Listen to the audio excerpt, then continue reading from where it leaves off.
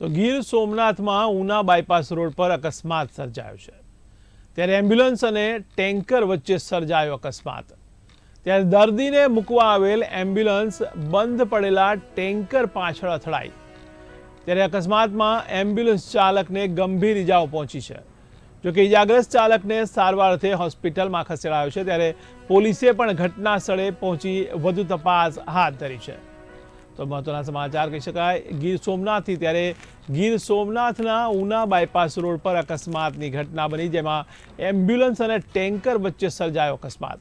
ત્યારે દર્દીને મૂકવા આવેલ એમ્બ્યુલન્સ બંધ પડેલા ટેન્કર પાછળ અથડાતા અકસ્માત સર્જાયો। ત્યારે અકસ્માતમાં એમ્બ્યુલન્સ ચાલકને ગંભીર ઇજાઓ પહોંચી છે। જો કે ઇજાગ્રસ્ત ચાલકને સારવાર અર્થે હોસ્પિટલમાં ખસેડાયો છે। ત્યારે પોલીસે પણ ઘટના સ્થળે પહોંચી વધુ તપાસ હાથ ધરી છે।